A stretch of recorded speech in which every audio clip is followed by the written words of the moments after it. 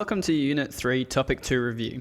So this is just going to quickly go through all of your time series analysis review. So time series data is data in which your explanatory variable is always going to be time. So in this case, you can see here that we're measuring the quarters, which is one way of breaking down a year into parts like months or weeks. And in this case, we do have time, and time is being used as an explanatory variable.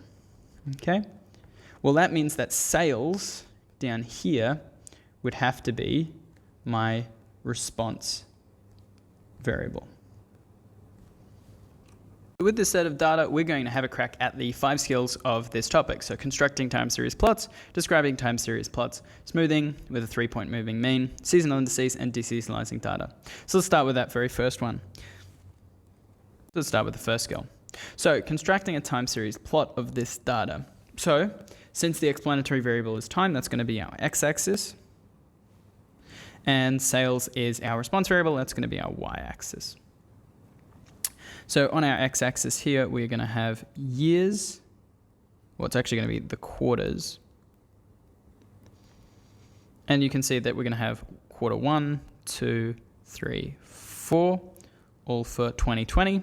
And we're going to have quarter 1, 2, 3, 4 for 2021. So there's our quarters. For the y-axis, we need it to start at 5 and go all the way up to 25. So I'm just going to go up in 5s. We've got 0, 5, 10, 15, 20, 25. I definitely could have done a different one, but this is perfectly valid. So that's my sales in dollars. So you notice I've already put in my my axes labels. And now I just need to go through and plot each of the points. So the first point here is 120, the second one is 225, and the third one is 314, and so on and so forth. One thing to note is that this is a line graph. When we're dealing with time as our variable, you'll notice that the points are always by themselves. There's no point above or below. That's because we're going to, at the end of this, connect them all up together like a big dot to dot, right? We're going to create a line graph. That only works if points aren't on top of them. This is not, and this is really crucial, not a scatter plot. This is not a scatter plot. So we're going to finish off. I'll do the rest of the points. And now that I've finished, I'm just going to rule up some lines to get myself finishing up this line graph. And there we are. There is my completed graph. If I want, I might just shorten up these axes so it looks a bit prettier. And I'm all done. So, number 1, all done. Let's have a look at number 2. So number 2 on the list is being able to describe a time series plot. So let's try and describe this one. So the first thing we can talk about is the trend. And the trend can either be positive, negative, or flat, meaning no trend at all. And as you can see in this one, the overall trend is pointing down to the right, so we would say for this one it is negative. The other thing we can talk about is whether there's any patterns happening. Is there a pattern to it? And indeed there is a pattern in this one. You can kind of see how it goes. It goes up and then down, down for the first year, and then in the second year it goes up, down, down.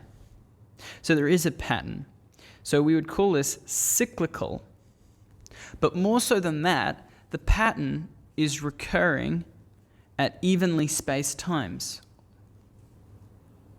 So we give that a stronger definition, stronger than cyclical. We actually would call this seasonal. Cyclical just means there's a repeating pattern. Seasonal means that there's a repeating pattern that follows the overall trend of basically the seasonal means that it follows the pattern. So it's the same length each time, whereas cyclical just means there's a repeating pattern. In the case that there's no pattern at all, we can just talk about the fact that it would be irregular. And in this case, it's not irregular. There is a pattern happening. Up, down, down, up, down, down, up. And it would continue repeating, we'd think. However, there's also a long-term trend, and that long-term trend is negative. So it's got a long-term trend which is negative, and it's got a pattern which is seasonal, which is a type of cyclical.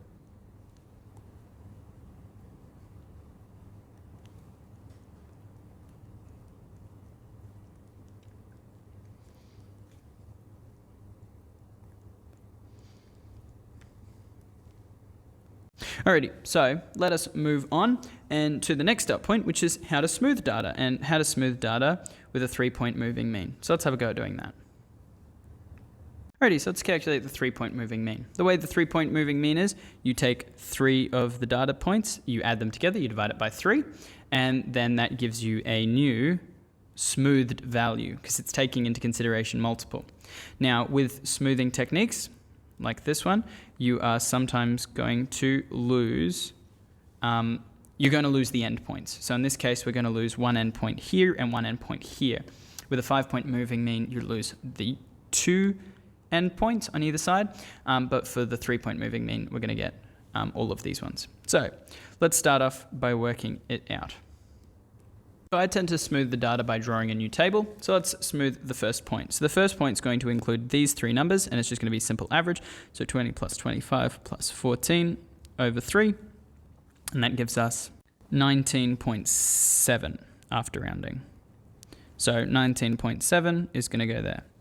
And now I just repeat, but for the next 3 numbers. So the next 3 numbers is going to be 25 plus 14 plus 9 over 3, and that's equal to 16. And so 16 is going to go there. And I'm going to just repeat that for all of the rest of the numbers, adding up the 2 numbers either side, dividing by 3.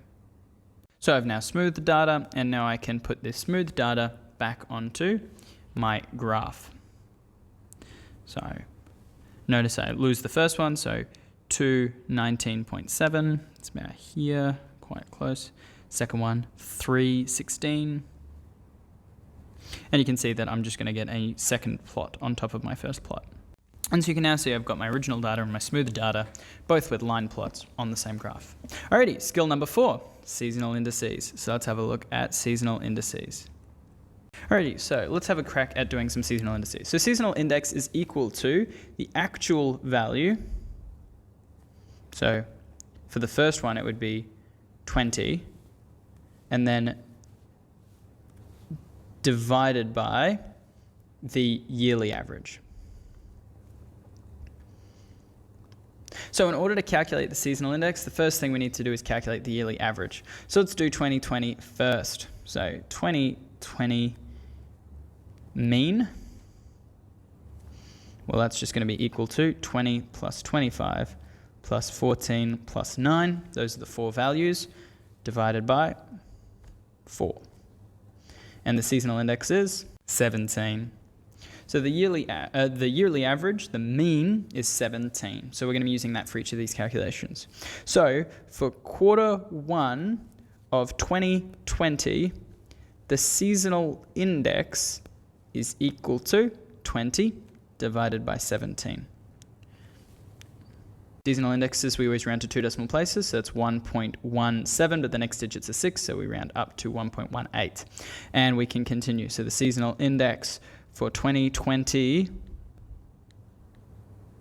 quarter 2 is going to be equal to 25 over 17. And in this case, 1.47. And we're going to repeat for each of these values. Now, something that you'll probably notice is that when the original value is bigger than the mean, then we get a number bigger than 1. And when the number is smaller than the mean, you get a number smaller than 1. Now, the way we can interpret these seasonal indices is quite straightforward. This means that it is 18% bigger than the average, than the mean for that year. And for this one, it would be 47% bigger. Now, for the ones that are smaller, we just subtract, well, what's the difference between 1 and that number? So in this case, it would be 18% smaller than the mean. And same thing for the last one. except it's going to be 47% smaller than the mean.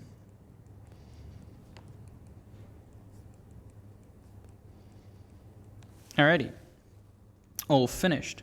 Now, before I go on, let's just make sure we're feeling comfortable by having a look at the 2021, seeing that we can repeat all of the stuff we've just done.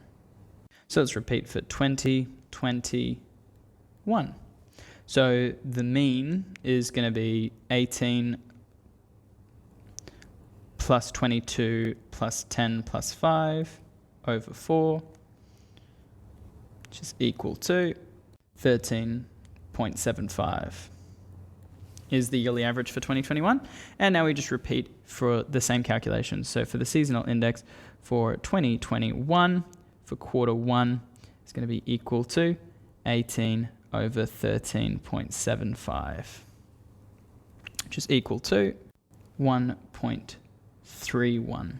And we can repeat that for the others. And now I have my seasonal indexes for both 2020 and for 2021.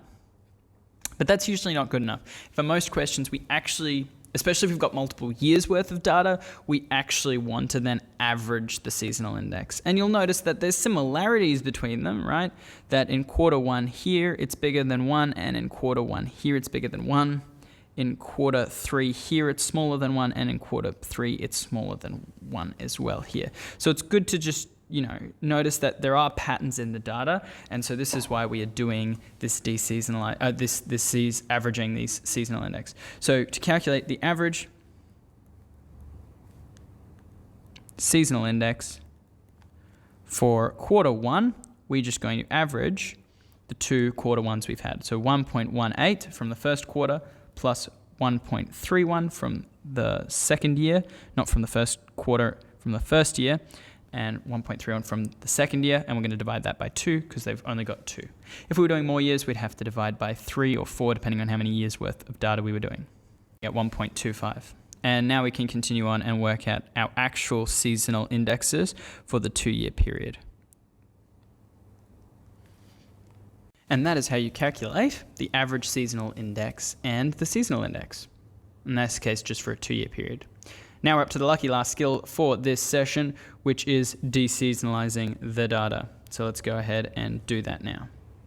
So in order to deseasonalize it, you take the actual value and you divide it by the average seasonal index. So for the first value here, so for 2020 quarter 1, the value was 20.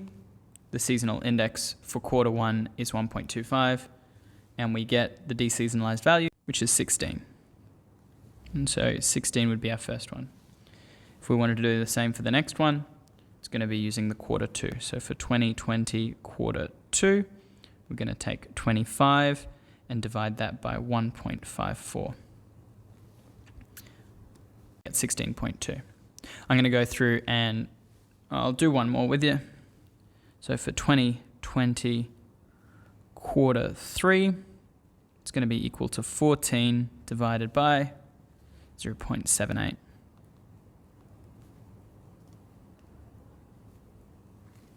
Which is equal to 18.9, which we can put in the table. Now see that I've completely deseasonalized the data, and the only last thing to do is to add it to our graph. So let's add them to the graph. And you can see for quarter 1, the deseasonalized value is 16. Next one's 16.2, 17.9, 20, 14.4, and you can see that the data gets extremely smoothed. If you have time series data that is actually seasonal, when you smooth it, you should see that it gets a lot smoother.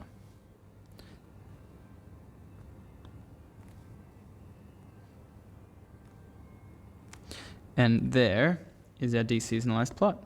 Alrighty, so that was a 15-minute review of pretty much all of the important parts of topic 2 time series data. I'll see you in the next one. Goodbye.